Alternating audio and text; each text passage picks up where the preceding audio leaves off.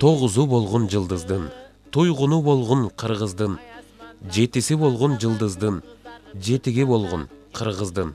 Канаттуу ырлары, терең ойлуу алым сабактары, манас баштаган дастандарды табына чыгара айткан жомокчулугу, мукандуу обондору менен кыргыз казакка аттын кашкасындай таанылган ак таңдай акындын бири Өтө Көкө уулунун Аксы районунун Кара Суу айылында жайгашкан музейи менен тааныштырабыз.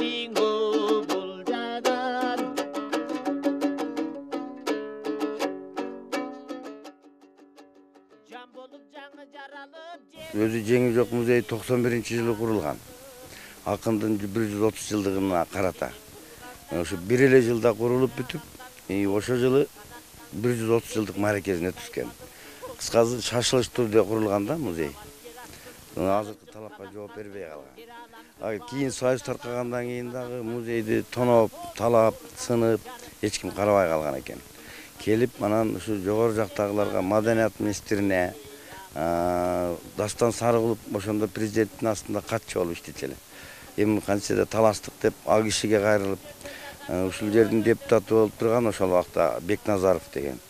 Ошого дагы кайрылып, эми сенин айылыңда турат ушул музей. Жаман акыбалда бир жардам бер деп кат аркылуу кайрылгандан кийин Бекназаров ошо менин каттарымды жеткизип тиешелүү жерлерге. Анан ошондон жыйынтык чыгып 500 000 сом акча карап, үстүнөн тамчы өтчү эле да бардык жеринен. Üstündeki kuravyazını жаап, içlerini bir sıra remont kılıp, korolorunu oңдоп, korolorunu da urtap ketken, şitlerin. Anan nasostu da urtap ketken eken, turbalarındağı.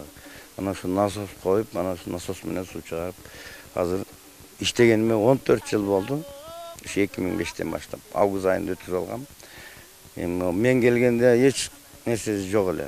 Büyük dışları göçkön. Бардығын ошентип жанагы акча каражат менен ремонт кылдырып, бактарды тигип, бир чырпык да жок эле, чымчык конгонго. Азыр Кудайга шүгүр, эл келет, көрөт, келип Жеңи жокко Куран окушуп чыгышат. Жеңи жоктун өзүнүн сөөгү коюлган мүрзеси бул жерден 5 километр алыстыкта Кезарт деген жерде коюлган. Ошол мүрзесине гүл коюп аткан азыр. Бекмамат Осмоновдун. Жеңи жок музейин толтуруш үчүн бизге көп нерсеси жетпеген. Ошо Аксыдан чыккан Жеңи жок, айтышарга теңи жок деп айтылып калган. Өзү таластык болсо дагы. Апасы ушул жерлик болгон да себеби бизге жиен болот. Бүт Аксыдан чыккан акын жазуучулар ушу музейди толтуруш үчүн. Көптөрүн билесиздер, туурабы? Мына Садабай Шабданов деген акебиз Ошто дагы деле сабак берет. Ушул киши мисалы үчүн мына орустарды, өзбекче, татарка, немкаларды комузга үйрөтүп, Достук деген ансамбль түзгөн ушул киши.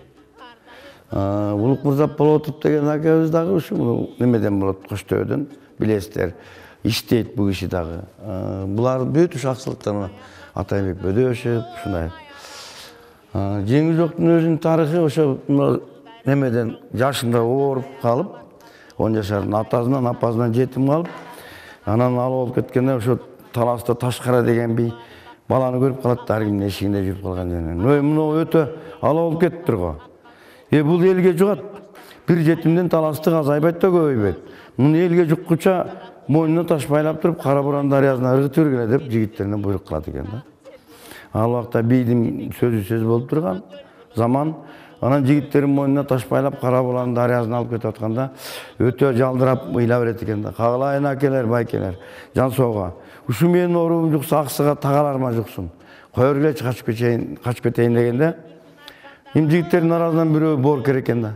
Ушу тирүүлей бейкүнө баланы кантип тирүүлей суугырталы деп, качсаң көрүнбөй качып кет деп туруп, баягы Аксы менен Таластын ортосундагы мал айдап соодагерлик кылып жүргөн соодагерлерди кошуп качырып берет да.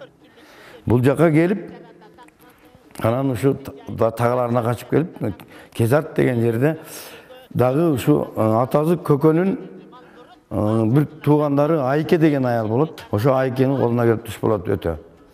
Анан ушул жерде дагы ошо багып, балдарына кошуп, тарбиялап, молдого окутуп, сабатын жойгон экен.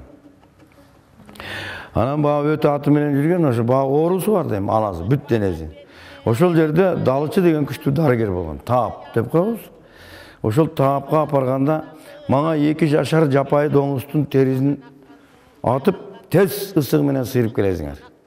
дейт экен дагы, айтканын кылып ысыгы менен терисин сыйрып алып келгенде колуна бутуна кийгизип өтөнү териге ороп ушул жерине чейин жерге көмүп ушул алаазын баягы денесиндеги алаазын таптаза айыктырган экен. Айыккандан кийин анан талант ушул жерден чыгат да. Ошон үчүн аксыдан чыккан жеңи жок, айтышарга теңи жок деп айтылып калган. Анан оорусунан айыккандан анан ошентип жанагынтип жеңи жок атка конгонду жана айтпадымбы неме деп. Ошо базарга барып калып, Нурмолдо менен айтышып кеткенден кийин элдер тааныбайт. Бул каяктан чыккан кыйын киме бул деп атын билбейт да. Кыйын экен атаңдын көрү, тили жыландын тилинде соймоңдоп туруп, чоң акын Нурмолдон жеңип койду го деп элдер дуу кыйкырышып жүрүп, баракелде, кыйын акын экен, кыйын акын экен. Мына жеңи жок жеңди. Көрсө кийиминин жеңи чолок экен да. Атын билбейт. Жеңи жок жеңди, баракелде деши элдин бардыгы дуу аксылыктар кыйкырып жүргөндөн кийин жеңи жок аты кылып кеткен да. Көрдүңүзбү? Өтө аты өчүп, жеңи жок, ошон үчүн жеңи жок болуп калган. Мына ушу жеңи жокко тиешелүү буюмдар биз урук туугандарынан кийинки эмелеринен бизге чейинки жеткен эди, эми көп нерсеси жетпеген. Мына мисалы үчүн аяк кап деп коет да. Ошол заманда биздин аталарыбыздын маданияты да күчтүү болгон. Ал убакта мындай жалаң жыгач посудалар болгон да, кесе аяктар болгон. Ага оокат ичип, анан кийин тумбучка болбогон, эми салып койсо көгөрүп кетмек да.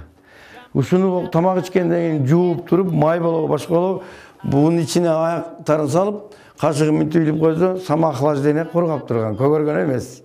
Бу дагы чыгармачылык менен болгон да. Мынакей ушулар, мына табагы, эгиндерди желпиген ушу менен. Мына ошол убактагы кыргыз үйдүн, жеңи жоктун үйүнүн ашкана тарабындагы жасалгасы. Ошол замандагы белдемчи, юбка деп коебузуңарбы силер? Белдемчи да. Мына ошол замандагы 19-кылымдагы кыздардын атыр упа салган баштыкчасы экен. Косметичка деп коесуздарбы? Нукура кол менен жасалган. Мына кашык, чөмүч деп коебуз, ушу жеңи жок колдонгон немелери. Нукура натуральный, таза, экологический жыгачтардан жасалат. Мынакей сок белек деп коет. Мынакей ошол замандагы аттын жабдыктары. Жана мен сизге айтып кеттим го. Айке деген аялды, жана жеңи жокту айыктырткан эжеси, атасынын тууганы дейм. Ошо Садыр бийдин апасы болгон да. Ошо атын аял, ошо Садыр бийдин апасы Айкенин атынан куюшканы. Мунун дагы бир өзүнүн эмеси бар. Аялдардын аттын эки соорусунда мындай кооздук болот экен да. Аялдар менен аттын соорусунда. Мут бардыгы күмүштөн, ал заманда күмүш колдонгон. Мына ата-бабалардын ошо жеңи жоктун колдонгон кесе, аяк немелери. Ошо ат жабдыктары. Мынакей мына биз челек арчадан эле жыгачтан челек кылып жасап, суу ташыган, сүт куйган, каймак куйган, ошол убакта таза идиштерге колдонгон. Мунуну айтпай кетсек болбойт. Чанашты билесиз да? Бу чаначка кымыз куюлат. Тулуп деп коет, бу тулуп ошол заманда холодильниктин ролун аткарган. Продуктун ушунун ичине сактаган, нанды, эттерди ошол убакта, ошол заманда холодильниктин ролун аткарган да. Жана мен айтпадымбы, жеңи жок менен Токтогул мындай замандаш болгон.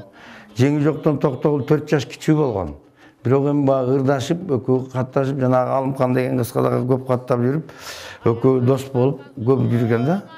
Ошонун немеси, бүйүстери. Бул бурч болсо ушу жеңи жоктун кийинки муундарга калтырган таасири деген бурч ачканбыз.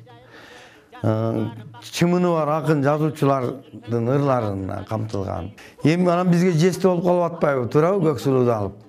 Эми акын жесте жеңи жок. Арманыңдын теңи жок.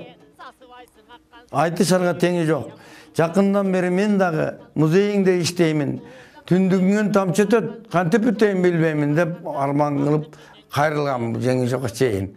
Кечинде ырдаса таңды аппак атырып, эртең менен ырдаса күндү батырып ырдаган жеңи жок. Өзүнүн керт башына байланыштуу эмес. Жалпы аалам, жарык дүйнө жана тигил дүйнө, заман, жашоо, турмуш, адилеттүүлүк, акыйкатчылык тууралуу ырдаган, олуядай келечекти көрө ырдаган ойчул, көсөм философ, нускоочу акын болгон.